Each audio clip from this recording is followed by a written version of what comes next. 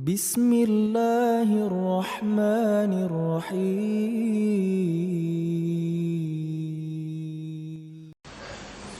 Assalamualaikum warahmatullahi wabarakatuh.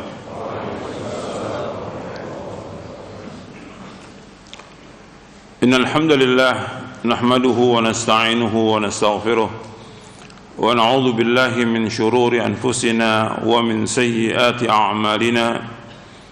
من يهده الله فلا مضل له ومن يضلل فلا هادي له أشهد أن لا إله إلا الله وحده لا شريك له وأشهد أن محمدا عبده ورسوله يا أيها الذين آمنوا اتقوا الله حق تقاته ولا تموتن إلا وأنتم مسلمون يا أيها الناس اتقوا ربكم الذي خلقكم من نفس واحدة وخلق منها زوجها وبث منهما رجالا كثيرا ونساء واتقوا الله الذي تساءلون به والأرحام إن الله كان عليكم رقيبا يا أيها الذين آمنوا اتقوا الله وقولوا قولا سديدا يصلح لكم أعمالكم ويغفر لكم ذنوبكم ومن يطع الله ورسوله فقد فاز فوزا عظيما أما بعد فإن أصدق الحديث كتاب الله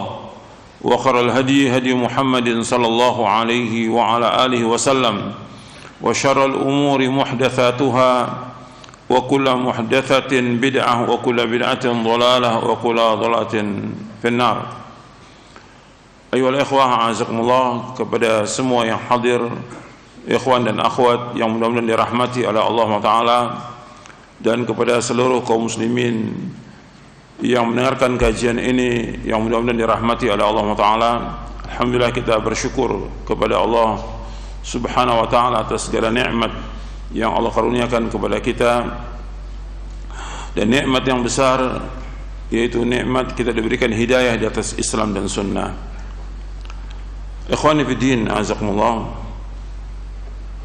kita sebelum bahas lanjutan kajian kita, saya ingin mengulang pembahasan di buku ini, di Syarah Aqidah Ahlussunnah wal Jamaah, di poin yang ke-24. Sebelum kita lanjutkan kajian kita, saya akan mengulang kajian poin yang ke-24 tentang wajibnya mencintai dan mengagungkan Nabi Muhammad sallallahu alaihi wa ala alihi wasallam, dan larangan ghulu, berlebih-lebihan. Karena kalau kita lihat setiap bulan Rabiul Awal itu banyak sekali orang-orang yang mendakwahkan dirinya mencintai Nabi Muhammad sallallahu alaihi wasallam, tapi mereka tidak mengikuti syariat yang dibawa oleh Rasulullah SAW, tidak mengikuti apa yang beliau telah ajarkan kepada umatnya, baik dari segi akidah, ibadah, akhlak, muamalah dan yang lainnya, tapi mengklaim bahwa mereka lah orang yang paling cinta kepada Nabi Muhammad SAW. Kita bahas ini ada di kitab ini, di kitab Syarah Aqidah Ahlussunnah wal Jamaah, karena dianggap bahwa dengan mengadakan perayaan Maulid Nabi itu mereka mendakwakan bahwa mereka mencintai Rasulullah SAW. Padahal kalau kita lihat dan kita tanya, mereka pasti sepakat bahwa Nabi nggak pernah mengadakan acara itu. Dan sahabat juga, Khulafaur Rasyidin, tidak pernah mengadakan yang demikian. Para tabi'in, tabi'ut tabi'in, para a'immatul mujtahid, enggak pernah. Kalau tidak pernah, ya mestinya tidak dilakukan. Tapi ini kan terus dibesarkan, dan terus juga terjadi ghulu, berlebihan kepada Rasulullah SAW, sampai memuji dan mengangkatnya sama seperti Allah SWT. Ini adalah perbuatan yang kufur, karena mereka sudah menganggap Nabi segala-galanya. sampai yang mengatur alam semesta Nabi, ini sudah kufur. Karena Nabi sebagai makhluk, Khalik cuma satu, yaitu Allah Ta'ala. Ini sudah diagungkan setinggi-tingginya, yang membuat mereka keluar dari agama Islam dengan sebab itu. Makanya ini bukan masalah kecil, masalah besar yang umat Islam wajib berhati-hati. Karena yang perlu antum ingat bahwa kejayaan umat Islam itu dengan kembali kepada Al-Quran wa Sunnah ala fahmi salaf. Kejayaan umat Islam itu yaitu dengan melaksanakan tauhid, menjauhkan syirik, dengan melaksanakan sunnah, menjauhkan bid'ah, dengan tetap istiqamah di atas sunnah Nabi SAW. Jadi kejayaan Islam itu bukan dengan perbuatan syirik dan bid'ah. Islam gak akan jaya dengan bid'ah.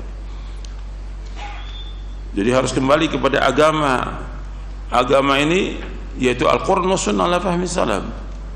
Maka Nabi ketika menyebutkan sallallahu alaihi wasallam bahwa umat Islam ini akan ditimpa oleh Allah dengan kehinaan, dengan kerendahan, sampai mereka kembali kepada Al-Quran wa Sunnah ala fahmi salaf. Nabi menyebutkan sallallahu alaihi wasallam, sallallahu alaikum dhullan la yanzi'uhu hatta tarji'u ila dinikum. Allah akan memberikan kepada kalian, menguasakan kepada kalian kehinaan, dan Allah nggak akan cabut kehinaan itu yang ada pada umat Islam sampai mereka kembali kepada agama mereka. Itu agama yang dibawa oleh Nabi Muhammad sallallahu alaihi wasallam, agama yang murni, agama yang bersih dari syirik, agama yang murni dan bersih daripada bid'ah. Maka Nabi menyebutkan sallallahu alaihi wasallam dalam hadis yang sahih di dalam Sunan Ibnu Majah, dalam muqaddimahnya disebutkan, taraktukum ala mithlil bayda lailuha kanahariha la yazighu anha ba'di illa halik. Aku tinggalkan kalian agama Islam ini dalam keadaan putih bersih, malamnya seperti siangnya, dan tidak ada yang berpaling dari yang putih bersih ini melainkan dia pasti binasa. Artinya Nabi tinggalkan Islam ini putih bersih, tidak ada bercak-bercak syirik, tidak ada bercak-bercak bid'ah, tidak ada bercak-bercak khurafat dan takhayul, tidak ada, bersih. Tidaklah berpaling dari yang putih bersih ini, maka orang itu pasti binasa. Jadi ketika orang itu menyimpang dari agama yang hak yang dibawa oleh Rasulullah, maka dia pasti binasa. Dan seperti hadis yang tadi, kalau yang hadis yang diriwayatkan oleh Imam Abu Daud, yang disahihkan oleh Syekh Albani dalam silsilah hadis as-sahihah di juz yang pertama, sallallahu alaikum dzullan la yanzi'u hatta tarji'u ila dinikum. Allah akan menguasakan kepada kalian kehinaan, dan Allah nggak akan cabut kehinaan itu sampai kalian kembali kepada agama kalian. Kondisi umat yang kita lihat sekarang ini, kondisi terpuruk umat Islam, mengalami kehinaan, mengalami kemunduran, dan segala macam sudah. Allah nggak akan angkat umat ini sampai mereka kembali kepada agamanya, itu agama yang dibawa oleh Rasulullah SAW, yang sumbernya dua yang Nabi sudah sebutkan, taraktu fikum amrayni lan tadillu ma tamassaktum bihima kitaballah wa sunnati. Kata Nabi SAW, aku tinggalkan kepada kalian dua perkara yang kalian tidak akan sesat selama kalian berpegang dua perkara itu, yaitu Al-Quran dan Sunnah. Tapi Al-Quran dan Sunnah tetap harus dipahami sesuai dengan pemahaman para sahabat radhiyallahu anhum ajma'in. Karena ketika Nabi menyebutkan tentang umat ini akan berpecah menjadi 73 golongan dalam hadis yang sahih yang diriwayatkan oleh Imam Ahmad, Tirmidzi, Abu Daud dan yang lainnya, Nabi menyebutkan sataftariku ummati ala 73 firqah kulluha fin nar illa wahidah. Umatku akan berpecah menjadi 73 golongan, semuanya masuk neraka kecuali satu. Ketika ditanya Nabi, siapa yang satu itu? Nabi menjawab, al-jamaah. Jamaah. Maksudnya jamaah para sahabat. Jamaah maksudnya orang yang berada di kebenaran. Dalam hadis yang lain yang diriwayatkan oleh Imam At-Tirmidzi dan Hakim, Nabi menyebutkan tentang satu golongan itu, ma'ana alaihi al-yawma wa ashabi, yaitu orang yang mengikuti aku dan para sahabatku. Berarti golongan yang selamat itu orang yang mengikuti Rasulullah SAW dan para sahabatnya. Artinya mengikuti cara beragama mereka, mengikuti manhaj mereka. Itu yang wajib kita ikut. Karena kita semua ingin selamat dan kita semua ingin masuk surga. Kita wajib menempuh jalan itu. Jalan itu hanya satu, tidak dua, tidak tiga, dan tidak bercabang jalan itu. Hanya satu. Allah menyebutkan dalam surah Al-An'am ayat 153, wa anna hadza sirati mustaqiman fattabi'uhu wa la tattabi'u subula fatafarraqa bikum an sabilihi dzalikum wassaqum bihi la'allakum tattaqun. Dalam surah Al-An'am ayat 153, inilah jalanku yang lurus, ikuti jalanku yang lurus itu, jangan kalian mengikuti jalan-jalan yang lain. Niscaya jalan itu akan mencerai-beraikan kalian dari jalan Allah. Demikianlah Allah wasiatkan kepada kalian agar kalian bertakwa. Jadi jalan yang membawa manusia ke neraka banyak. Golongan-golongan, firqah-firqah yang sesat, pemahaman-pemahaman yang sesat, aliran banyak. Tapi yang membawa manusia ke surga hanya satu. Itu jalan yang telah ditempuh oleh Rasulullah SAW dan para sahabatnya. Ini yang wajib kita ikut. Dan kita ikut semuanya berkaitan dengan akidah, ibadah, akhlak, muamalah, semua ikut dengan apa yang dibawa oleh Rasulullah sallallahu alaihi wasallam. Makanya ini harus kita ingat itu, bahwa Rasulullah sallallahu alaihi wasallam sudah menjelaskan semua kepada manusia ini. Yang membawa manusia ke surga Nabi sudah jelaskan. Yang membawa manusia ke neraka Nabi sudah jelaskan. Dalam hadis yang sahih yang diriwayatkan oleh Imam At-Tabrani dalam Mu'jamul Kabir, dari sahabat Abu Dzar radhiyallahu anhu, Nabi bersabda SAW, ma baqiya syai'un yuqarribu minal jannati wa yuba'idu minan nari illa wa qad buyyina lakum. Tidak tersisa dari agama Islam sedikit pun juga tidak tersisa. Apa saja yang membawa kalian ke surga sudah dijelaskan. Apa saja yang membawa kalian ke neraka sudah dijelaskan. Artinya sudah sempurna agama Islam ini. Yang membawa manusia ke surga Nabi sudah jelaskan lengkap semuanya. Yang membawa manusia ke neraka Nabi sudah jelaskan lengkap semuanya. Jadi nggak ada lagi yang tersisa dari agama ini. Kewajiban kita sebagai umat Nabi Muhammad SAW, apa kewajibannya? Ittiba. Kalau kita mengatakan kita cinta kepada Nabi Muhammad SAW, kewajiban kita untuk ittiba kepada beliau. Allah berfirman dalam surah Ali Imran di ayat 31, qul in kuntum tuhibbunallaha fattabi'uni yuhibbukumullah wa yaghfir lakum dzunubakum wallahu ghafurur rahim. Katakanlah seandainya kalian cinta kepada Allah, ikuti aku. Ikuti siapa? Ikuti Rasulullah SAW. Niscaya Allah akan cinta kepada kalian dan Allah akan mengampuni dosa-dosa kalian, dan Allah Maha Pengampun dan Allah Maha Penyayang.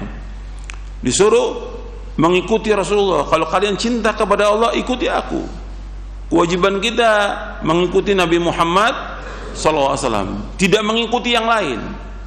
Kita wajib ittiba kepada Rasulullah SAW, tidak mengikuti yang lain.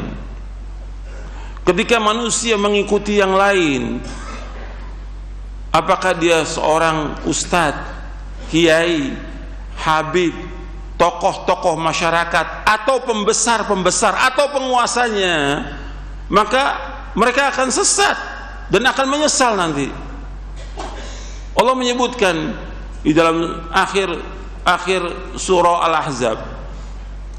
Antum lihat di akhir surah. Jadi mereka ketika dimasukkan ke dalam neraka, mereka inna ata'na sadatana wa kubara'ana fa'adhalluna sabila. Sesungguhnya kami dulu mengikuti tokoh-tokoh kami, pembesar-pembesar kami, lantas mereka menyesatkan kami dari jalan Allah. Antum lihat itu yauma tuqallabu wujuhahum fin nar yaqulu ya laitana ata'na Allah wa ata'na rasula wa qalu rabbana inna ata'na sadatana wa kubara'ana fa adalluna sabila rabbana atim di'faini min al'adzabi wal 'anhum la'nan kabira. Allah sebutkan dalam surah Al-Ahzab di akhir-akhir di ayat 66, 67, 68 Allah menyebutkan yauma tuqallabu wujuhum fin nar yaquluna ya laitana ata'na Allah wa ata'na rasula. Pada hari yang dibolak-balikan wajah mereka di dalam neraka, mereka berkata ya laitana, alangkah menyesalnya kami. Kenapa kami enggak taat dulu kepada Allah dan Rasulnya? Wa qalu rabbana inna ata'na sadatana wa kubara'ana fa adalluna sabila.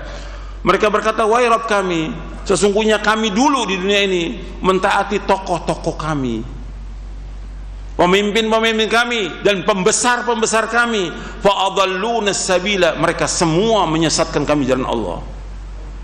Kemudian kata mereka apa? Rabbana atim di'faini minal azabi wal 'anhum la'nan kabira. Ya Allah, berikanlah kepada mereka 2 kali lipat azab dan laknat mereka dengan laknat yang besar.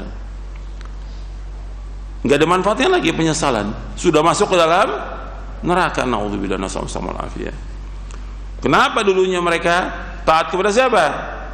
Taat kepada tokoh-tokoh masyarakat, kepada pembesar-pembesar. Mereka ikut apa kata mereka, menyesal. Kenapa mereka enggak taat kepada Allah dan Rasulnya? Kan mereka mengatakan di sini, ya laitana ata'na Allah wa ata'na rasula. Ya laitana, sungguh celaka kami, sungguh kami menyesal. Kenapa kami dulu tidak taat kepada Allah dan Rasulnya? Penyesalan tidak ada manfaatnya. Makanya ini perhatikan bahwa kita harus taat kepada Allah dan taat kepada Rasulullah SAW. Yang ada keterangannya, ada dalilnya kita ikut, yang tidak jangan ikut. Karena agama sudah sempurna. Al-yauma akmaltu lakum dinakum wa atmamtu alaikum ni'mati wa raditu lakumul Islam madina. Dalam surah Al-Maidah ayat 3, pada hari ini aku telah sempurnakan bagimu agamamu, aku telah cukupkan nikmatku atasmu, dan aku ridho Islam menjadi agama bagimu. Antum lihat lagi dalam surah Al-Furqan bagaimana penyesalan orang yang tidak mengikuti Nabi Muhammad sallallahu alaihi wa ala alihi wasallam. Di ayat 27, 28, 29,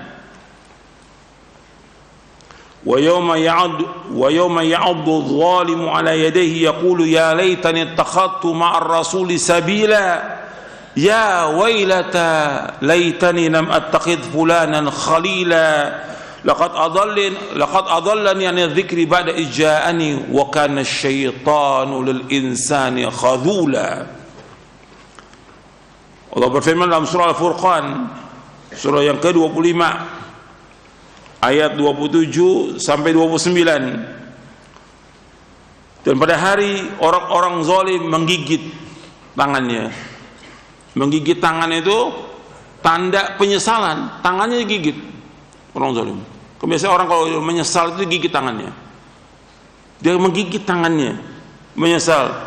Dia berkata, ya laitani, celaka aku. Kenapa aku enggak menjadikan jalan bersama Rasulullah? Kenapa aku tidak mengikuti Rasulullah sallallahu alaihi wasallam? Kemudian dia bilang, ya wailata, sungguh celaka aku.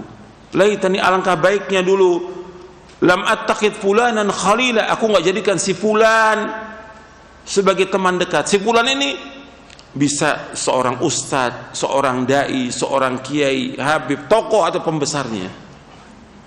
Alangkah baiknya kalau dulu di dunia aku nggak jadikan dia sebagai teman. Penyesalan nggak ada manfaatnya. Di dalam neraka ini penyesalan nggak ada manfaatnya. Kemudian laqad adallani 'ani dzikri. Si fulan itu, teman itu siapa aja? Apakah dia seorang dai, seorang ustadz, seorang teman yang benar, atau yang lainnya. Laqad adallani 'ani dzikri ba'da idh ja'ani. Sungguh dia telah menyesatkan aku dari peringatan Allah Subhanahu wa taala sesudah datang kepadaku. Wa kana syaitanu lil insani khadula. Dan syaitan itu menyesatkan manusia. Setan kalau sudah mengajak manusia kepada kekufuran, kesesatan, setelah itu dibiarkan manusia ini, dan dia tidak mengaku salah. Karena kalian yang ikut aku, kata setan. Karena dia juga masuk ke dalam neraka setan itu. Karena dia mengajak semua pasukannya, pengikutnya masuk ke dalam neraka. Yad'u hizbahu liyakun min ashabi's sa'ir. Dia mengajak golongannya untuk masuk ke dalam neraka. Jadi antum hati-hati itu. Jangan menjadikan teman, tokoh, ustadz yang antum ikuti dengan meninggalkan siapa? Rasulullah SAW. Maka kita wajib mengikuti Rasulullah SAW. Saya akan baca poin-poinnya aja. Di poin yang ke-24 tentang wajibnya mencintai dan mengagungkan Nabi Muhammad SAW serta larangan gulu berlebihan. Ahlussunnah wal Jamaah sepakat tentang wajibnya mencintai dan mengagungkan Nabi Muhammad SAW. Perhatikan tuh. Ahlussunnah wal Jamaah sepakat tentang wajibnya mencintai dan mengagungkan Nabi Muhammad SAW, melebihi kecintaan dan pengagungan terhadap seluruh makhluk Allah SWT.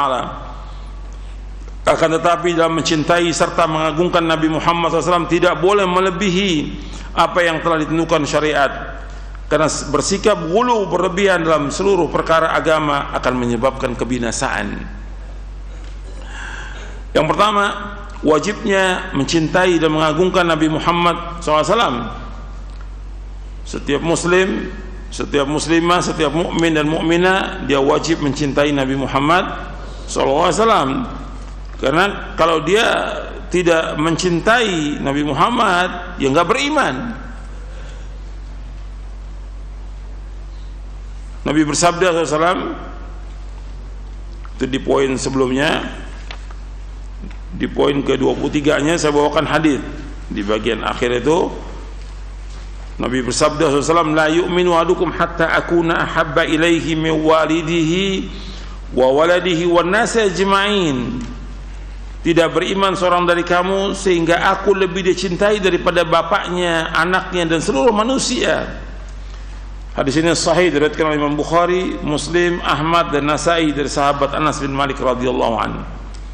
Artinya tidak beriman seorang dari kamu sehingga aku, yaitu Rasulullah, lebih dicintai daripada bapaknya, anaknya dan seluruh manusia. Wajib dia mencintai. Dan orang yang beriman, dia melebihi cintanya kepada Nabi daripada kecintaannya kepada semua yang ada. Itu yang pertama, tentang wajibnya mencintai. Dan orang kalau sudah mencintai Nabi Muhammad SAW, kemudian dia melaksanakan perintah-perintahnya, menjauhkan larangannya, maka dia akan mendapatkan manisnya iman. Manisnya iman. Dan hadisnya ada di sini, di poin yang ke-24 ini. Saya nggak bahas tentang itunya, saya mau bahas tentang bagaimana konsekuensi dan tanda-tanda cinta kepada Rasulullah SAW. Untuk melihat di poin B-nya. Yang pertama, mencintai Rasulullah SAW mengharuskan adanya pengagungan, memuliakan, meneladani beliau dan mendahulukan sabda beliau SAW atas segala ucapan makhluk, serta mengagungkan sunnah-sunnahnya. Allah SWT berfirman, ya ayyuhalladzina amanu la tuqaddimu baina yaday Allahi wa rasulih wattaqullaha innallaha samii'un 'alim. Wahai orang-orang beriman, janganlah kamu mendahului Allah dan Rasulnya, dan bertakwalah kepada Allah. Sungguh Allah Maha mendengar dan Allah Maha mengetahui. Artinya kita enggak boleh mendahului Allah dan Rasulnya. Jadi apa yang dikerjakan Rasulullah kita ikut. Jangan kita mengadakan sesuatu yang baru yang Nabi nggak kerjakan, nggak boleh. Jadi ini ayat menjelaskan tentang nggak boleh kita mendahului di hadapan Allah dan Rasulnya. Nggak boleh mendahului Allah Rasulnya. Artinya jangan kita berkata sampai beliau berkata, jangan kita berbuat sampai beliau berbuat sallallahu alaihi wasallam. Karena beliau adalah contoh kita dan beliau adalah teladan kita. Kemudian yang kedua, konsekuensi dan tanda cinta kepada Rasulullah SAW, yang kedua, mentaati apa yang Rasulullah SAW perintahkan. Jadi Allah merintahkan kepada setiap muslim dan muslimah untuk taat kepada Rasulullah SAW, karena dengan taat kepada beliau menjadi sebab seorang masuk surga. Allah berfirman di dalam surah An-Nisa di ayat 13, tilka hududullah wa man yuti'illaha wa rasulahu yudkhilhu jannatin tajri min tahtiha al-anhar khalidina fiha wa dzalikal fawzul azim.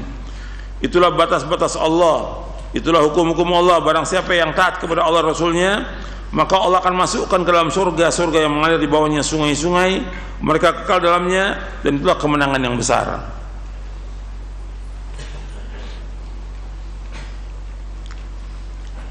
Kemudian yang ketiga, membenarkan apa yang beliau sampaikan sallallahu alaihi wasallam.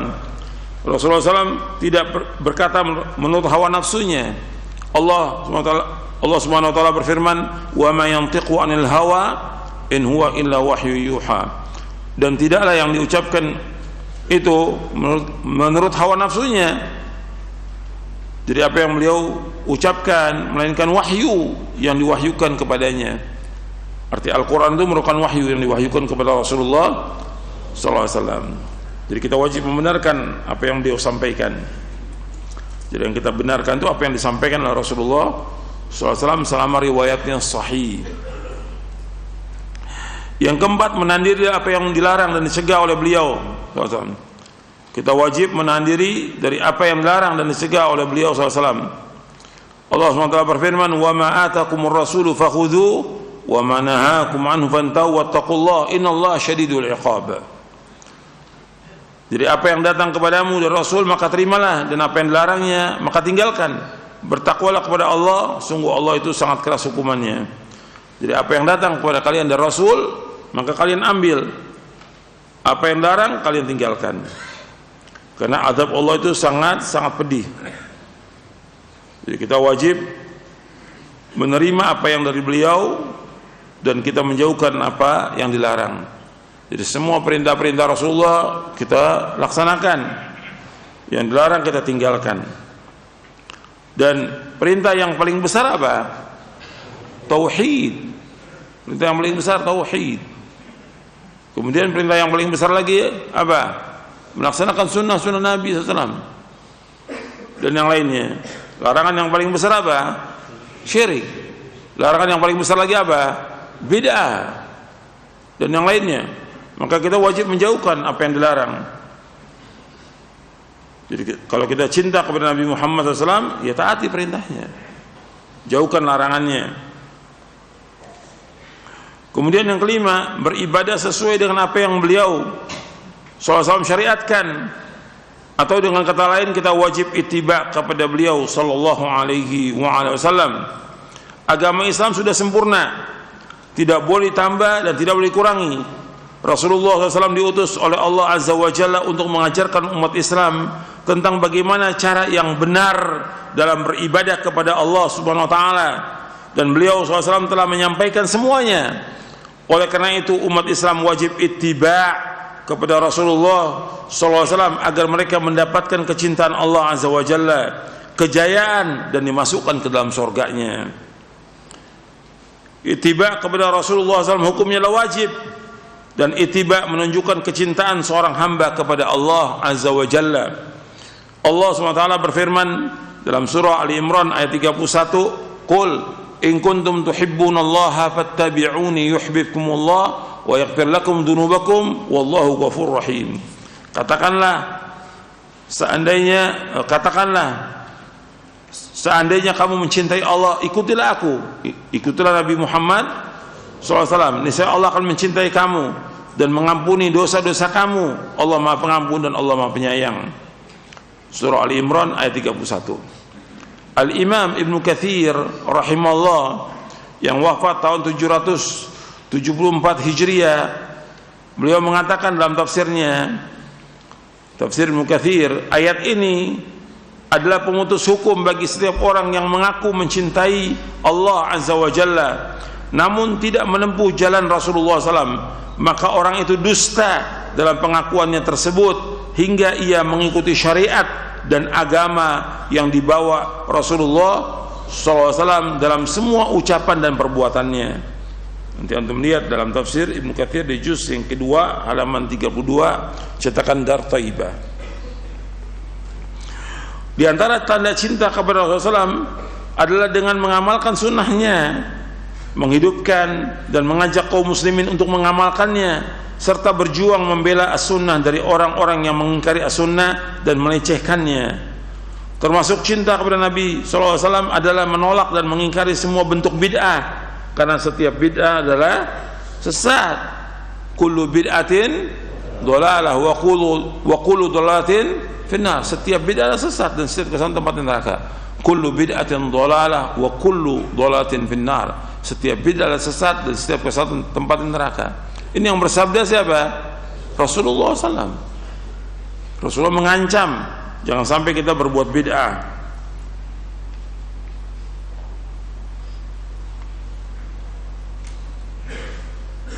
Itu di footnote ada penjelasan.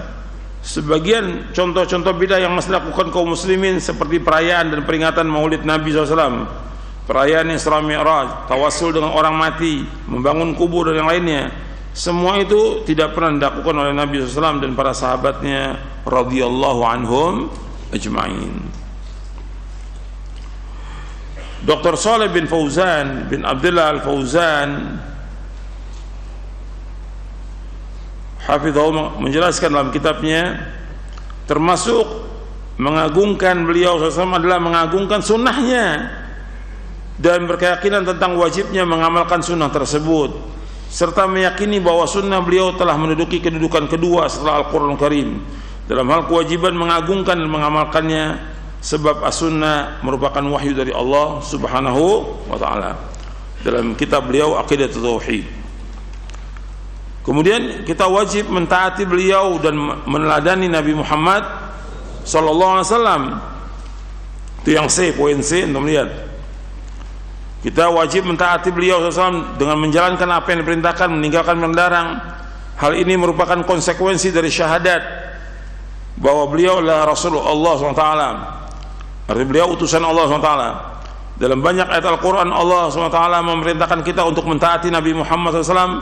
Di antaranya ada yang diiringi dengan perintah taat kepada Allah, sebagaimana Allah berfirman, ya ayyuhalladzina amanu atii'ullaha wa atii'ur rasul. Wahai yang beriman, taatlah kepada Allah dan taat kepada Rasul. Dan taat kepada Rasul merupakan taat kepada Allah.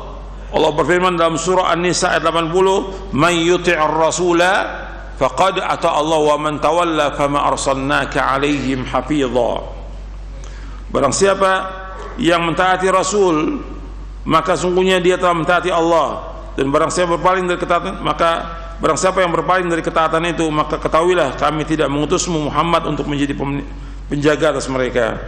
Surah An-Nisa ayat 80. Dan Allah juga mengancam, kalau Rasulullah sudah perintahkan satu perintah, nggak boleh kita menyalahi perintah itu. Untuk melihat surah An-Nur ayat 63. فَلْيَحْذَرِ الَّذِينَ يُخَالِفُونَ عَنْ أَمْرِهِ أَنْ تُصِيبَهُمْ فِتْنَةٌ أَوْ يُصِيبَهُمْ عَذَابٌ أَلِيمٌ.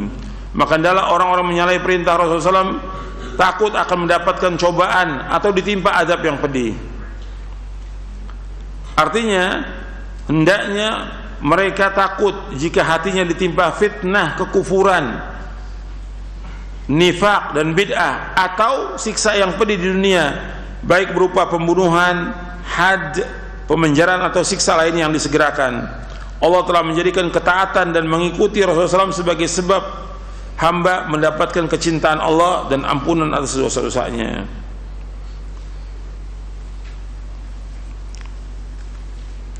Kemudian Allah juga berfirman dalam surah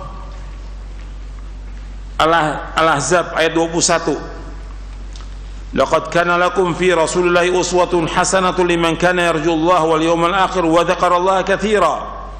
Dalam surah Al-Ahzab surah 33 ayat 21, Laqad kana lakum fi Rasulillahi uswatun hasanatun liman kana yarjullaha wal yawmal akhir wa dzakarallaha katsira. Sungguh telah ada pada diri Rasulullah SAW suri tauladan yang baik bagimu, yaitu orang-orang yang mengharap rahmat Allah dan kedatangan hari kiamat dan banyak mengingat Allah. Al-Hafidz Ibnu Katsir rahimahullah berkata, ayat yang mulia inilah pokok yang agung tentang meneladani Rasulullah SAW dalam berbagai perkataan, perbuatan dan perilaku. Untuk itulah Allah Tabaraka wa Ta'ala memerintahkan manusia untuk meneladani sifat sabar, keteguhan, kepahlawanan, perjuangan dan kesabaran Nabi SAW dalam menanti pertolongan dari Rabb-Nya ketika perang Ahzab. Semoga Allah senantiasa mencurahkan salawat kepada beliau sallallahu alaihi wasallam sampai hari kiamat. Ini nanti dilihat dalam tafsir Ibnu Katsir di juz yang ke-6 halaman 391 cetakan Dar Thaibah. Dan kita wajib untuk ittiba kepada Rasulullah sallallahu alaihi wasallam. Sebab syarat ibadah itu dua, yang pertama ikhlas, yang kedua ittiba. Seperti Nabi menyuruh kita sallu kama raaitumuni usolli, hendaklah kalian salat sebagaimana kalian melihat aku salat. Nabi juga bersabda li ta'khudhu anni manasikakum, hendaklah kalian mengambil tata cara manasik haji kalian dari aku. Jadi kita harus ikhlas, yang kedua harus ittiba, mengikuti contoh Rasulullah SAW. Ketika orang itu mengamalkan yang gak ada contohnya, maka amalan itu tertolak. Nabi bersabda SAW, man amila amalan laisa alaihi amruna fahuwa raddun. Barang siapa mengamalkan satu amalan yang tidak ada contoh dari kami, maka amalan itu tertolak. Hadis ini sahih diriwayatkan oleh Imam Muslim, Ahmad, Muslim dan Ahmad dari sahabat Aisyah radhiyallahu anha. Jadi kita wajib mengikuti Nabi Muhammad. Kalau kita cinta, kita wajib ikut kepada Nabi Muhammad SAW. Kemudian kita dianjurkan untuk memperbanyak salawat kepada Rasulullah SAW. Justru kita inilah orang yang paling banyak salawat, karena setiap disebut nama Nabi kita bersalawat. Nggak perlu acara khusus untuk bersalawat, nggak perlu juga majelis khusus, majelis salawat nggak perlu, karena setiap hari kita salawat kepada Rasulullah SAW. Inna Allah wa malaikatahu yusalluna ala nabi ya ayyuhalladzina amanu sallu alaihi wa sallimu taslima. Sesungguhnya Allah dan malaikatnya salawat kepada Nabi, wahai orang beriman salawatlah kepada beliau dan ucapkanlah salam. Maka sering kita ucapkan Allahumma salli wa sallim wa barik ala nabiyina Muhammadin SAW atau sallallahu alaihi wasallam. Jadi kita ini orang yang paling banyak salawat kepada Rasulullah SAW. Kemudian yang larangan gulu dan berlebihan dalam memuji Nabi. Kita dilarang untuk gulu, karena gulu ini akan membinasakan manusia. Nabi bersabda SAW, iyyakum wal guluwa fid din, fa inna ma ahlaka man kana qablakum al gulu fid din. Jauhkan diri kalian dari sikap gulu berlebih-lebihan dalam agama, karena sungguhnya gulu dalam agama ini telah membinasakan orang-orang sebelum kalian. Hadis ini sahih riwayat Imam Ahmad, Nasai, Ibnu Majah, Ibnu Khuzaimah dan lainnya dari sahabat Ibnu Abbas. Jadi gulu berlebih-lebihan, apakah bentuknya pujian, mengagungkan, itu hati-hati gulu. Kepada siapa aja jangan gulu gitu. Akibat dari gulu itu membuat orang keluar dari agama Islam.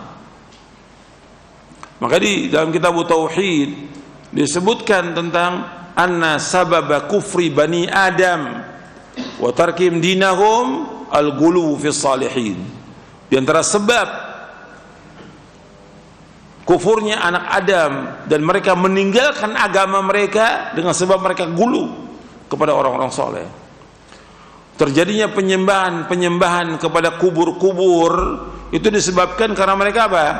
Gulu kepada orang soleh. Nggak boleh gulu.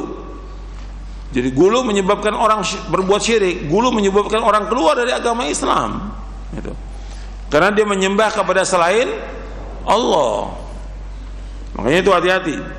Pujian-pujian juga, sanjungan, nggak boleh berlebihan kepada Nabi Muhammad sallallahu alaihi wasallam. Nabi bersabda, antum lihat hadisnya, la tutruni kama atratin nasara ibn Maryam Fa innama ana abduhu wa qulu abdullah wa rasuluh. Janganlah kalian berlebih-lebihan dalam memuji aku sebagaimana orang-orang Nasrani telah berlebih-lebihan memuji Isa putra Maryam. Aku hanyalah hamba Allah, maka katakanlah Abdullah dan Rasulnya. Hadis ini sahih dari Bukhari dan Tirmidzi dalam Syama'il Muhammadiyah, Ahmad, Darimi dan yang lainnya dari sahabat Umar bin Khattab radhiyallahu an. Jangan kalian memuji-muji aku sebagaimana orang Nasrani memuji Isa bin Maryam. Akibatnya apa?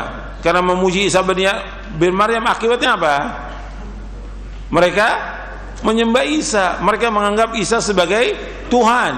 Mereka menganggap Isa sebagai anak Allah. Ta'ala Allah amma la yaquluna uluwan kabira. Langit dan bumi ini akan hancur mengatakan Allah punya anak. Itu akibat apa? Akibat memuji Isa bin Maryam. Maka Nabi nggak mau dipuji-puji. Nanti ketika orang memuji akan menyembah Nabi Muhammad SAW. Dan Nabi nggak mau. Karena Nabi sebagai hamba, yang sebagai ma'bud yang disembah itu satu, hanya Allah Subhanahu wa ta'ala. Begitu juga Nabi nggak mau dipanggil dengan Sayyid, nggak mau Nabi. Padahal Nabi berhak sebagai Sayyid. Abdullah bin Syekhir radhiyallahu anhu berkata, ketika aku pergi bersama delegasi Bani Amir untuk menemui Rasulullah SAW, kami berkata kepada beliau, engkaulah Sayyid. Maka spontan Nabi menjawab, As-Sayyidullah Tabarak wa Ta'ala. Sayyid itu adalah Allah Tabarak wa Ta'ala. Lalu kami berkata, dan engkau adalah orang yang paling utama dan paling agung kebaikannya. Serta merta beliau SAW mengatakan, Qulu bi qawlikum au ba'di qawlikum wala yastajiranakum syaitan. Katakanlah sesuai dengan apa yang wajar, yang biasa kalian ucapkan, atau sebagian ucapan kalian, dan janganlah kalian terseret oleh syaitan. Hadis ini sahih riwayat Abu Daud, Ahmad, Bukhari yang lainnya.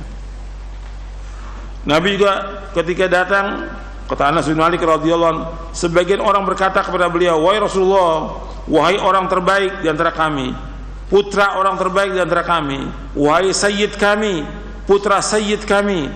Maka seketika itu juga Nabi SAW bersabda, ya ayyuhan nas qulu biqaulikum wala yastahwiyannakum syaitanu ana Muhammadun Abdullah wa rasuluh ma uhibbu an tarfa'uni fawqa manzilati allati anzalani Allahu azza wa jalla. Wahai manusia, ucapkanlah dengan yang biasa, yang wajar kalian ucapkan. Janganlah kalian terbujuk oleh syaitan. Aku tidak lebih adalah Muhammad, hamba Allah dan Rasulnya. Aku tidak suka kalian mengangkat, menyanjungku di atas atau melebihi kedudukan yang telah Allah berikan kepada aku. Jadi beliau tidak mau orang puji-puji dan sanjung-sanjung. Hadis ini sahih dari Imam Ahmad, Nasai dalam Amal Yawm wal Laila, dan Al-Lalikai dalam Syarah Usul I'tiqad Ahlus Sunnah wal Jamaah dari sahabat Anas bin Malik. Ya, Nabi tidak mau dipuji, nggak mau disanjung, karena akibatnya nanti apa? Orang akan menyembah beliau. Makanya konsekuensi cinta kepada Nabi SAW yaitu kita seperti yang saya sebutkan tadi, kita wajib beriman kepada beliau, kita wajib mencintai beliau, kita wajib mentaati beliau, kita wajib beribadah sesuai dengan apa yang beliau syariatkan, kita wajib membenarkan apa yang beliau sampaikan. Kemudian apa yang datang dari beliau kita ambil, apa yang larang tinggalkan. Kemudian kita nggak boleh gulu. Itu yang berkaitan dengan konsekuensi cinta kepada Nabi Muhammad SAW. Dan saya ada buku, punya buku tulisan tentang konsekuensi cinta kepada Nabi Muhammad SAW. Nanti antum bisa baca buku itu. Yang punya baca buku itu. Kemudian juga saya jelaskan tentang cinta kepada beliau antara sunnah dan bid'ah. Cinta kepada beliau antara sunnah dan bid'ah. Kemudian saya jelaskan juga di akhir tentang hukum mengadakan perayaan Maulid Nabi SAW. Saya bawakan penjelasan, dalil-dalil, dan juga penjelasan para ulama tentang masalah itu. Dan bagaimana sejarahnya, awalnya Maulid itu. Nanti anda melihat dalam buku Konsekuensi Cinta kepada Nabi Muhammad SAW. Sekarang kita akan lanjutkan kajian kita Kita masuk poin yang ke-60. Kita masuk al-istisqa bil anwa, menisbatkan turunnya hujan kepada bintang.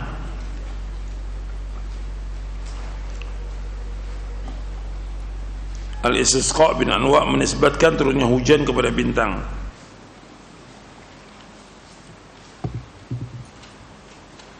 Secara bahasa, al-istisqa berarti memohon siraman hujan.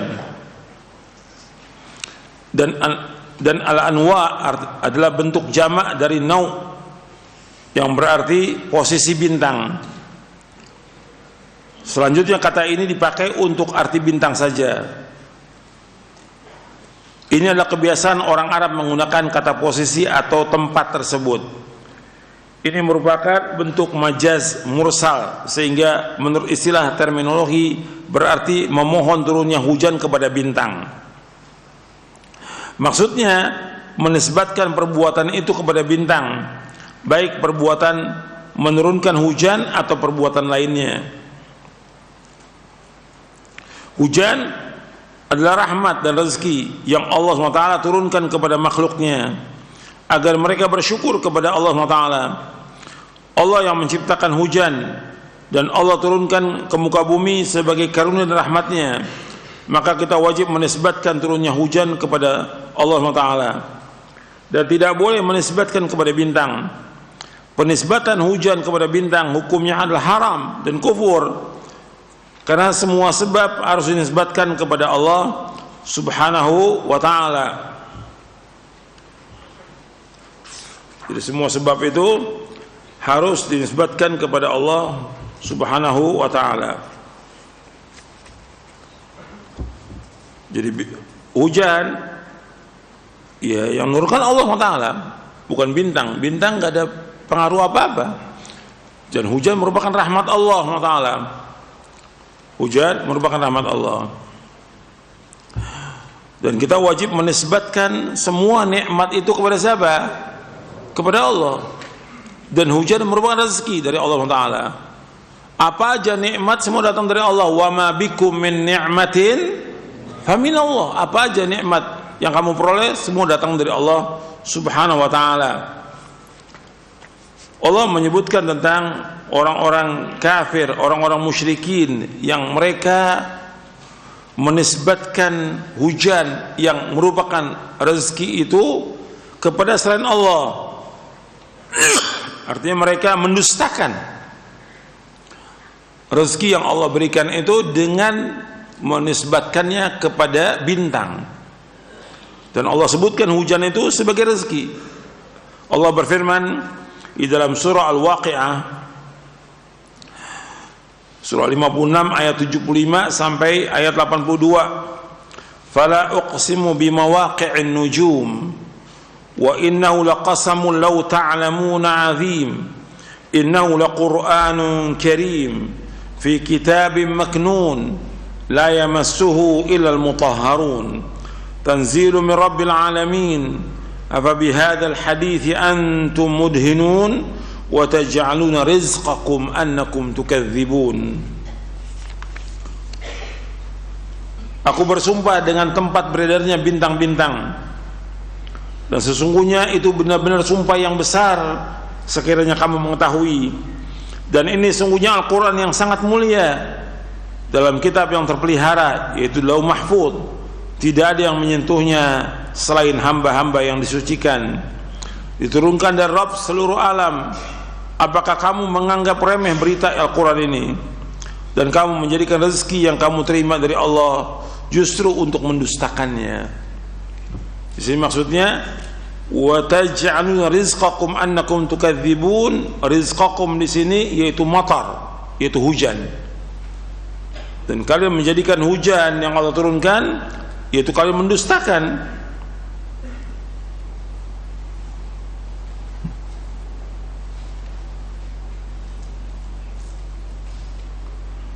Dijelaskan oleh Syekh Abdurrahman bin Nasir As-Sa'di rahimahullah, kata beliau, dan kamu menjadikan rezeki yang kamu terima dari Allah justru mendustakannya, yakni karunia Allah berupa rezeki yang Allah berikan kepada kalian, justru kalian balas dengan mendustakan dan kufur, mengingkari nikmat Allah, sehingga kalian justru mengatakan kami diberikan hujan dengan bintang ini dan bintang itu. Kalian sandarkan nikmat itu kepada selain pemberi dan pemiliknya. Tidaklah kalian bersyukur kepada Allah atas kebaikannya. Sebab Allah lah yang menurunkan hujan kepada kalian. Bersyukurlah kalian supaya Allah tabaraka wa ta'ala menambahkan karunia-Nya kepada kalian. Ini karena pendustaan dan kekufuran itu merupakan pendorong untuk diangkatnya nikmat dan datangnya azab. Gitu. Nanti antum bisa lihat dalam Taisir Karimur Rahman fi Tafsir Kalamil Mannan ketika menafsirkan surah Al-Waqi'ah. Jadi yang dikatakan wa taj'aluna rizqakum annakum tukadzibun, rizq di sini maksudnya adalah hujan. Allah turunkan hujan kepada kalian tapi kalian mendustakan. Kalian menisbatkan nikmat turunnya hujan kepada bintang.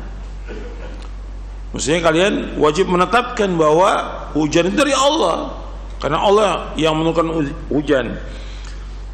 Dan umumnya kaum musyrikin juga demikian, mengakui hujannya itu dari Allah, tapi sebagian mereka menisbatkannya kepada bintang.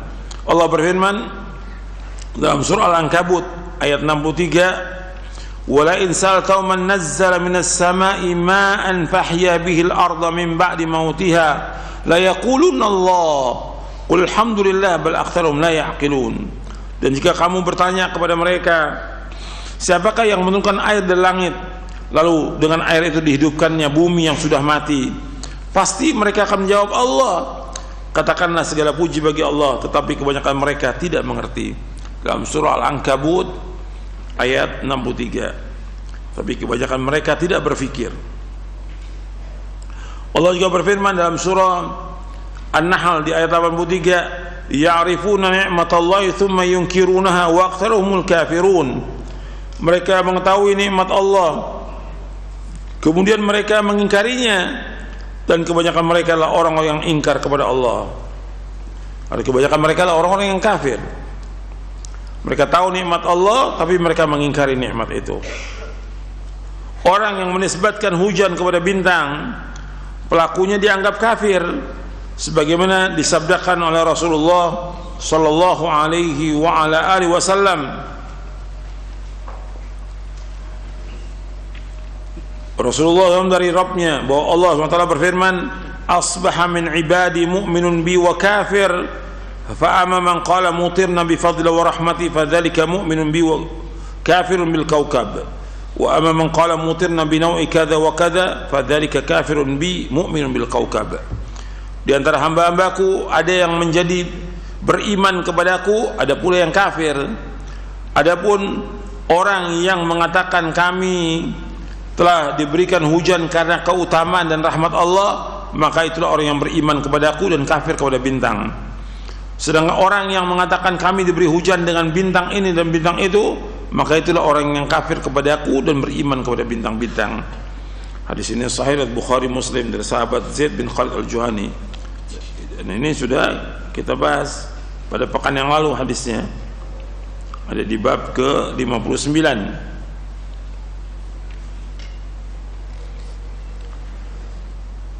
Jika seorang percaya bahwa bintanglah pelaku atau faktor yang mempengaruhi turunnya hujan, maka orang ini dinyatakan musyrik dengan tingkatan syirik besar.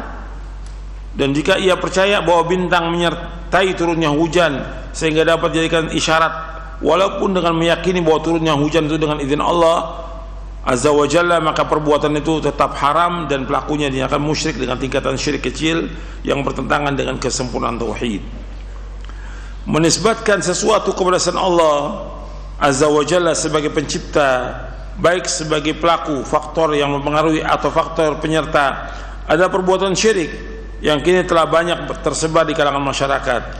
Inilah syirik yang sangat dikhawatirkan oleh Rasulullah SAW dalam salah satu sabda beliau SAW. Beliau bersabda SAW, thalathun akhafu ala ummati al-istisqa'u bil anwa' wa haifu sultan, wa takdzibun bil qadar.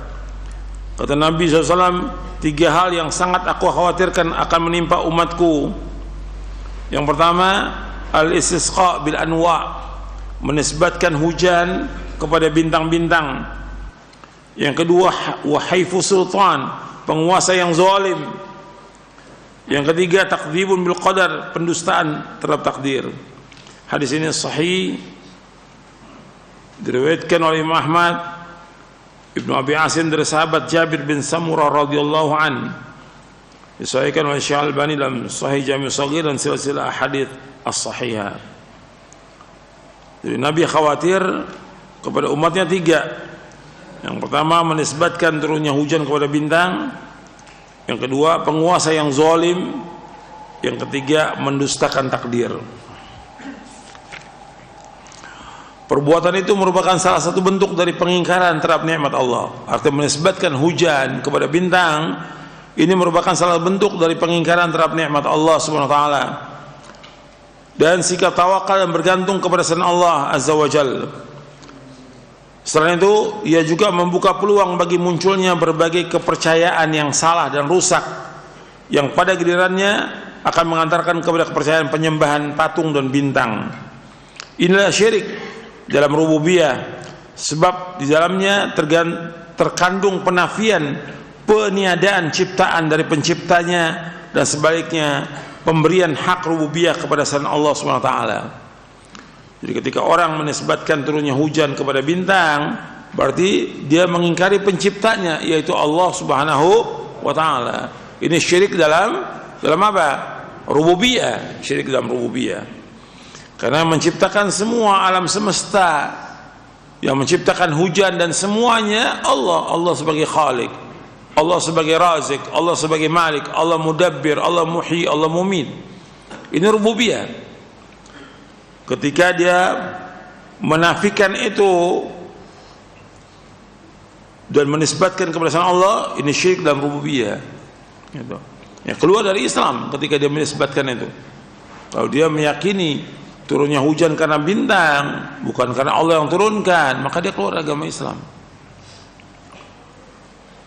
Kemudian yang terakhir, tentang perilaku jahiliyah yang masih dilakukan oleh sebagian dari umat Islam. Perilaku jahiliyah. Rasulullah SAW bersabda, arba'un fi ummati min amril jahiliyati la yatrukunahunna al-fakhru fil ahsabi wa ta'nu fil ansabi wal istisqa'u bin nujum wan niyaha 'alal mayyit wa qala an-naihatu idza lam tatub qabla mautiha tuqamu yawmal qiyamati wa 'alayha sirban min qatiranin wa dir'un min jarabin. Rasulullah sallallahu alaihi wasallam bersabda, 4 perkara yang terdapat di umatku yang termasuk perbuatan jahiliyah yang tidak ditinggalkan oleh mereka.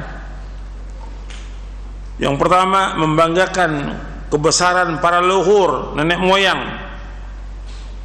Yang kedua, mencela keturunan. Yang ketiga, menisbatkan turunnya hujan kepada bintang-bintang. Yang keempat, meratapi orang mati. Lantas beliau SAW bersabda, wanita yang meratapi orang mati apabila dia belum bertaubat sebelum meninggalnya akan dibangkitkan pada kiamat dan dikenakan kepadanya pakaian yang berlumuran cairan, tembaga serta mantel yang bercampur dengan penyakit gatal. Hadis ini sahih riwayat Muslim.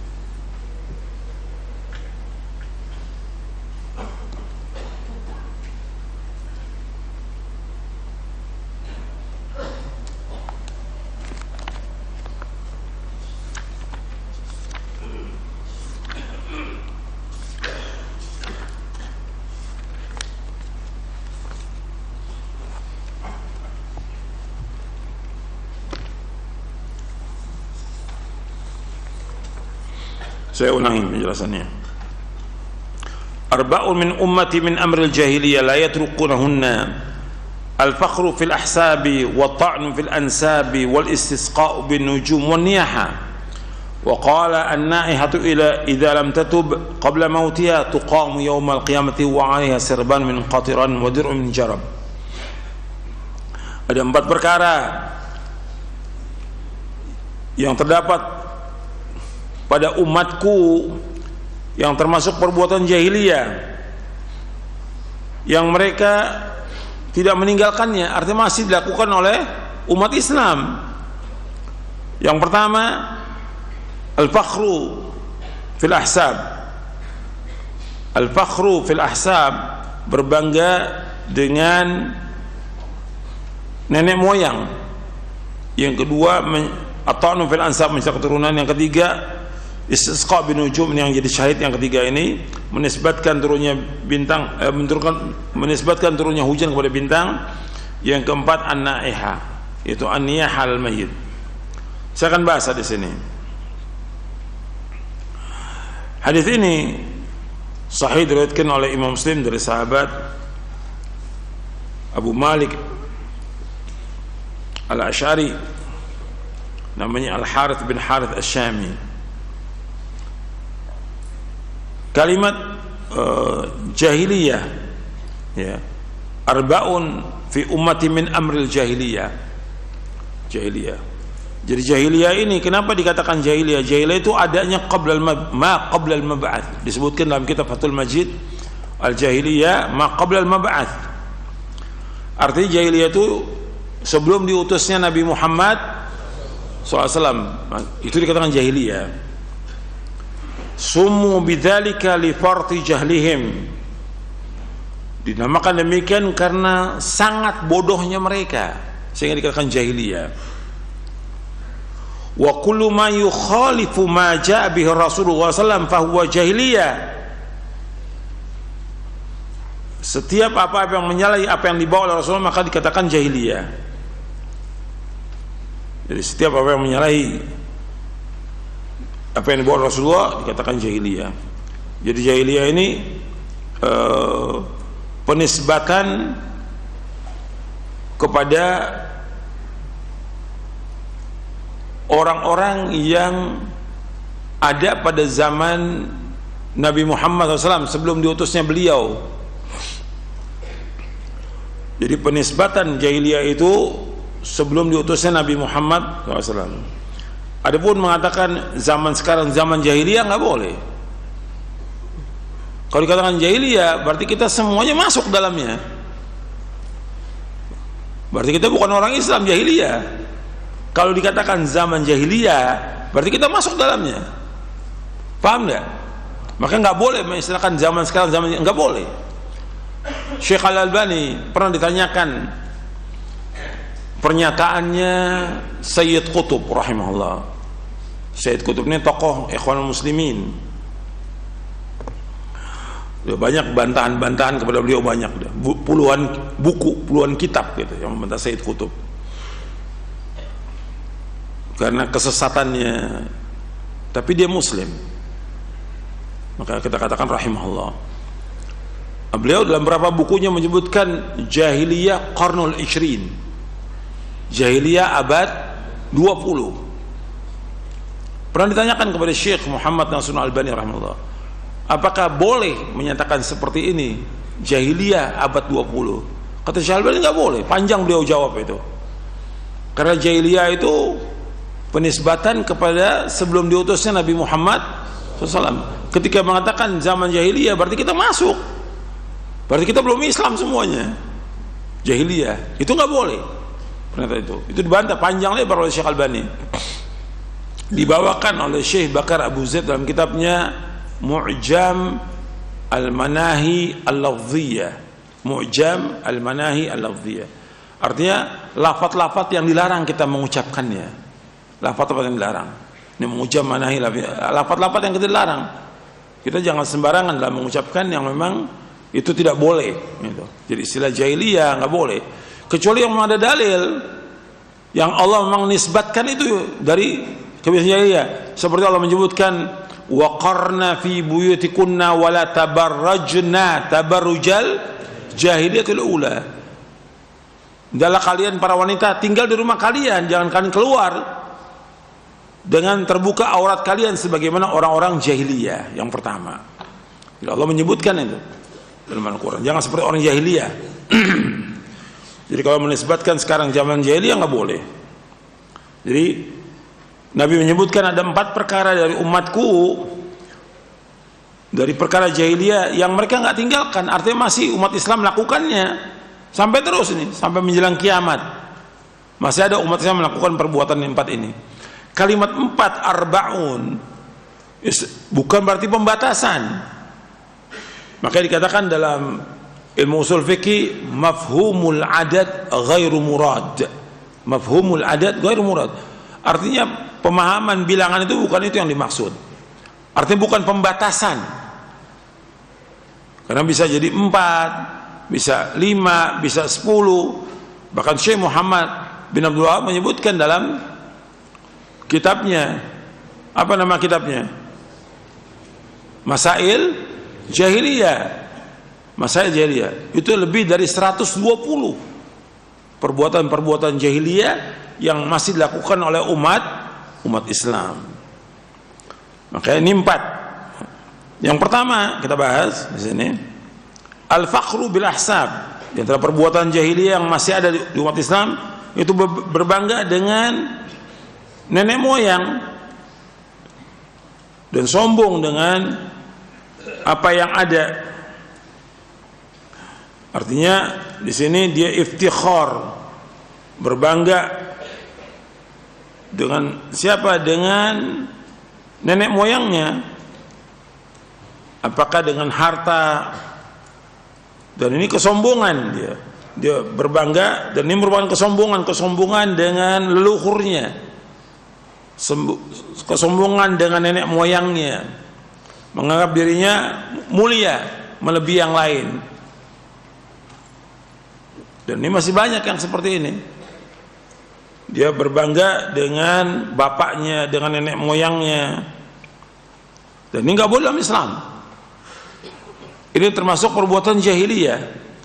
Dalam satu hadis Nabi bersabda SAW, qad adzaballahu ankum ubbiyatal jahiliyah wa fakhraha bil aba, innama huwa mu'minun taqiyyun wa fajirun syaqiyyun wan nasu banu adam wa adam min turab. Nabi bersabda SAW, sesungguhnya Allah telah menghilangkan dari kalian kesombongan jahiliyah. Ubbiyah ay al-kibr, kesombongan jahiliyah, dan juga kebanggaan dengan nenek moyang, fakhra bil aba. Sesungguhnya manusia itu ada yang mukmin yang bertakwa, atau ada orang yang jahat yang celaka. Mukmin yang bertakwa atau orang yang jahat celaka. Manusia dari anak Adam dan Adam dari turab, dari tanah. Jadi enggak, buat apa dia berbangga? Hadis ini sahih diriwayatkan oleh Imam Ahmad, Abu Daud, Tirmidzi, Al-Bazzar dan yang lainnya. Jadi jangan berbangga dengan nenek moyang gitu. Kebanggaan kita dengan Islam. Kebanggaan kita dengan Islam. Allah menunjuki kita di atas Islam. Kita bangga dengan agama kita. Maksudnya kita menyaksikan bahwa kita orang Islam dengan melaksanakan ketaatan kepada Allah, menjauhkan maksiat. Tapi bangga dengan nenek moyang nggak ada manfaatnya. Dan kesombongan dengan kekayaannya, dengan keturunan, dengan kekuasaan mereka, atau dengan keberaniannya. Karena orang jahiliyah itu berbangga dengan keberaniannya, keberanian nenek moyangnya, syaja'ah. Gitu.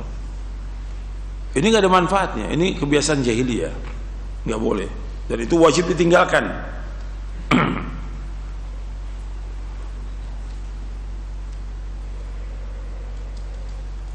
Dan al-hasab ini maknanya macam-macam. Bisa makna as-syaja'ah, bisa makna al-mal, bisa makna al-fasahah, bisa makna yang lain.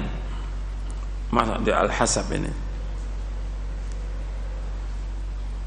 Kemudian yang kedua,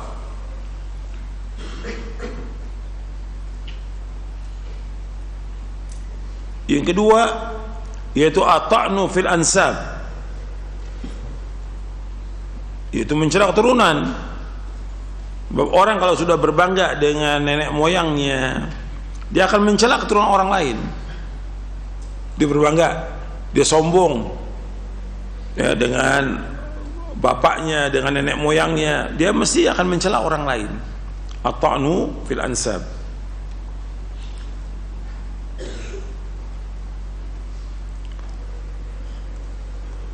At-ta'nu fil ansab, mencela keturunan, menghinakan keturunan orang lain.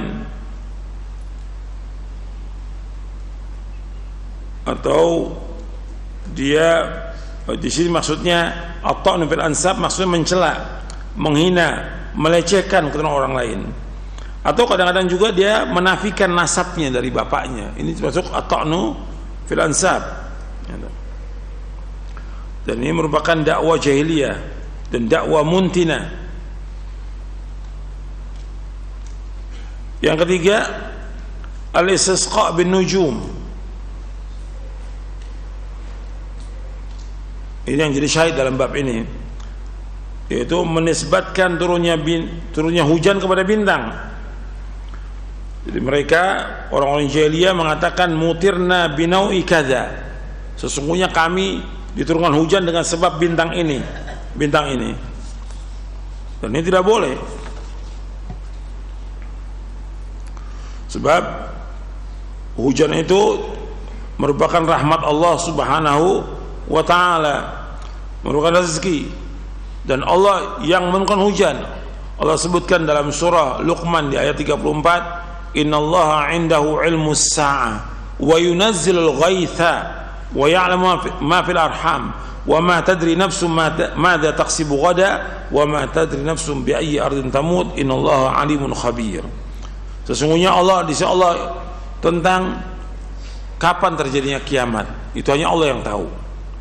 Allah menurunkan hujan dan Allah mengetahui apa yang terdapat di kandungan rahim ibu. Allah yang Maha tahu. Dan tidak tahu satu jiwa apa yang akan dikerjakan besok, dan satu jiwa tidak tahu di mana dia meninggal dunia. Sungguhnya Allah itu Maha mengetahui dan Allah itu Maha teliti. Dalam surah Luqman ayat 34. Kemudian yang keempat yaitu an-niyaha, meratap. Jadi meratap dengan menangis dengan suara yang keras, menjerit-jerit dan menyebutkan kebaikan-kebaikan si mayit. Ini masih ada di kalangan umat Islam ini, yang kalau ada orang tuanya meninggal, suaminya meninggal, anaknya meninggal, pamannya meninggal, atau orang yang dicintai meninggal, dia menangis. Kalau menangis biasa nggak ada masalah. Nabi juga menangis, tapi menangis dengan teriakan. Itu yang niyaha itu. Menangis dengan suara yang keras, dengan teriakan-teriakan yang keras, dengan suara yang histeris. Dan kemudian menyebutkan kebaikan-kebaikan si mayit. Ini orang-orang jahiliyah biasa. Dan biasanya melakukan itu perempuan biasanya. Karena umumnya perempuan gitu. Dan disebutkan dia orang yang berani, dia orang yang dermawan, dia orang baik, terus sebutkan dengan suara-suara yang keras, sehingga menghasung orang lain untuk juga menangis dengan suara yang keras, meratap. Ini kebiasaan jahiliyah. Dan Nabi melarang dan memberikan ancaman, berat ancamannya di sini. Untuk melihat di sini. Untuk yang lain Nabi nggak berikan ancaman, tapi untuk niyaha Nabi berikan ancaman untuk niyaha ini. Kata Nabi, an-naihatu idza lam tatub qabla mautiha. Antum lihat tuh hadisnya, an-naihatu idza lam tatub qabla mautiha tuqamu yaumal qiyamati wa 'alaiha sirban min qatiranin wa dir'un min jarabin. Kata Nabi SAW, wanita yang meratapi orang mati apabila dia belum tobat sebelum meninggal akan dibangkitkan pada kiamat dan dikenakan kepadanya pakaian yang berlumuran cairan tembaga serta mantel yang bercampur dengan penyakit gatal. Itu dia akan dimasukkan ke neraka kalau dia tidak taubat. Gitu. Jadi itu perhatikan tuh. Jadi niyaha ini berat hukumannya. Niyaha hukumannya berat. Jadi perempuan yang meratap atau laki-laki yang meratap, itu berat hukumannya.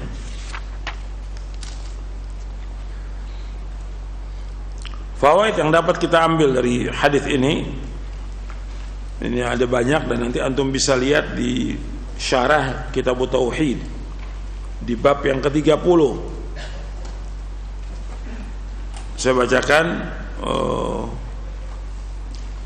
tentang faedah dari hadis ini.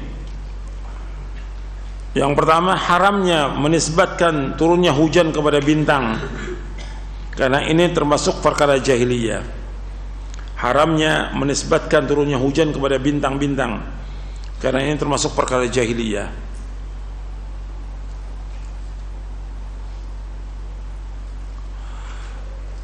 Yang kedua, 4 perkara jahiliyah yang disebutkan dalam hadis ini akan senantiasa dilakukan oleh umat Islam.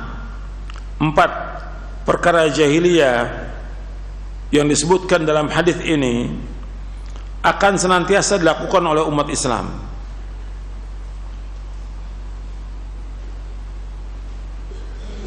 Yang ketiga, hadis ini merupakan salah satu tanda dari tanda-tanda kenabian Nabi Muhammad sallallahu alaihi wa ala alihi wasallam.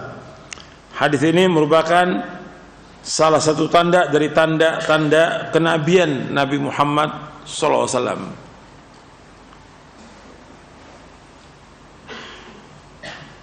Maksudnya apa salah satu kenabian? Artinya Nabi ini menyebutkan sesuatu yang gaib, yang akan datang.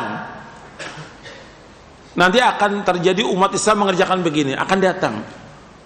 Apa yang Nabi sebutkan terjadi, terbukti dilakukan oleh umat Islam. Maka ini namanya dalail an-nubuwah, bukti-bukti kenabian. Bahwa beliau seorang nabi, karena beliau tidak tahu yang gaib. Allah yang beritahu bahwa nanti umatnya akan melakukan perbuatan jahiliyah. Paham tidak maksudnya? Ini namanya dalail an-nubuwah, tanda-tanda kenabian. Yang keempat, yang dimaksud dengan jahiliyah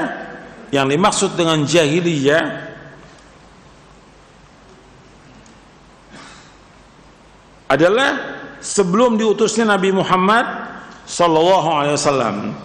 Yang dimaksud dengan jahiliyah adalah perkara-perkara, yang dimaksud perkara jahiliyah adalah perkara yang dilakukan oleh orang jahiliyah sebelum diutusnya Nabi Muhammad sallallahu alaihi wasallam, yang menyelisih agama Islam yang beliau bawa. Jadi perkara jahiliyah adalah perkara yang dilakukan oleh orang jahiliyah sebelum diutusnya Nabi Muhammad SAW, yang menyelisih agama Islam yang beliau bawa. Yang kelima, larangan menyerupai orang-orang jahiliyah. Yang kelima, larangan menyerupai orang-orang jahiliyah.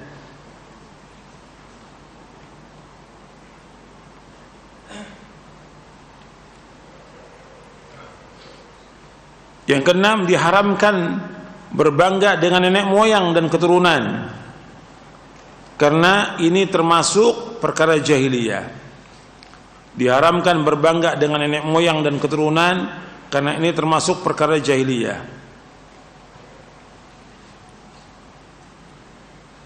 Diharamkan berbangga dengan nenek moyang dan keturunan, karena ini termasuk perkara jahiliyah. Yang ketujuh, haramnya mencela nasab atau keturunan orang lain. Haramnya mencela nasab atau keturunan orang lain.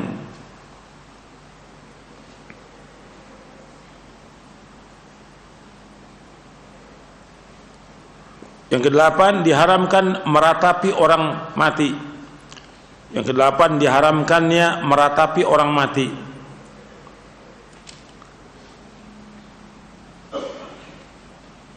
Apa yang dimaksud dengan meratap? Meratap itu artinya menangis dan mengeraskan suara dengan menjerit, teriak, sambil menyebutkan kebaikan-kebaikan orang mati. Itu namanya niyaha. Niyaha itu artinya menangis dan meratap. Niyaha itu meratap, maksudnya menangis dan mengeraskan suara sambil menyebut kebaikan kebaikan orang mati.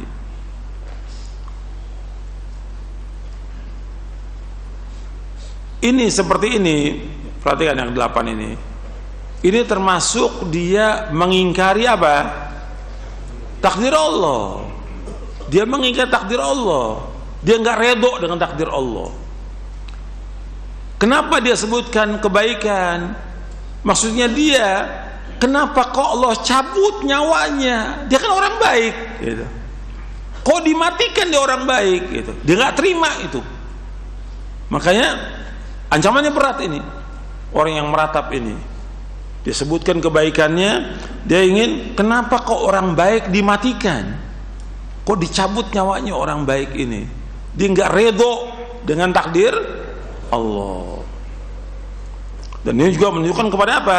Dia tidak redho dan tidak sabar kepada apa? Takdir Allah Taala. Yang kesembilan, penjelasan tentang balasan bagi orang yang meratap. Penjelasan tentang balasan bagi orang yang meratap. Itu berat tuh. Balasannya bagi orang meratap. Karena dia akan dikenakan pakaian yang berlumuran cairan tembaga dan mantel yang bercampur dengan penyakit gatal nanti di neraka, dimasukkan neraka. Ini. Itu ancamannya. Yang ke-10, meratapi orang mati adalah dosa besar. Meratapi orang mati adalah dosa besar.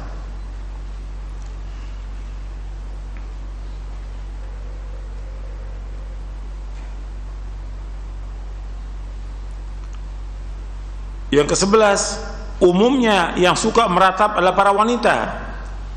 Umumnya yang suka meratap adalah para wanita. Dan hal ini tidak menafikan adanya laki-laki yang meratap. Umumnya yang suka meratap adalah para wanita. Dan hal ini tidak menafikan adanya laki-laki yang meratap. Yang ke-12, taubat bisa menghapuskan dosa. Taubat bisa menghapuskan dosa, walaupun dosa itu dosa besar. Taubat bisa menghapuskan dosa, walaupun dosa itu dosa besar. Maka wajib kita bertaubat dan selalu bertaubat kepada Allah Subhanahu Wa Taala. Sebab di sini sebutkan an-naihatu idza lam tatub qabla mautiha. Wanita yang meratapi orang mati apabila dia belum bertaubat sebelum meninggal. Kalau dia belum bertobat akan dimasukkan ke neraka. Tapi kalau dia tobat, ya diterima tobatnya sebelum dia meninggal. Jadi dia harus tobat. Dan semua kita wajib bertobat.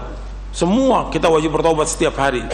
Karena Allah berfirman, wa tubu ilallahi jami'an ayyuhal mu'minuna la'allakum tuflihun. Bertobatlah kalian orang yang beriman agar kalian menjadi orang-orang yang beruntung, orang-orang yang sukses, orang-orang yang bahagia. Yang terakhir, yang ke-13, seorang muslim terkadang ada padanya sifat jahiliyah.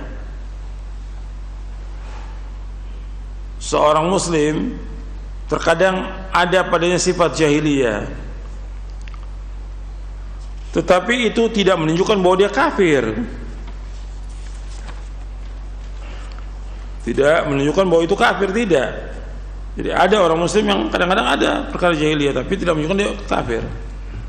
Nabi aja pernah berkata kepada Abu Dzar, inna fika mru'un jahiliyah, padamu ada sifat orang jahiliyah.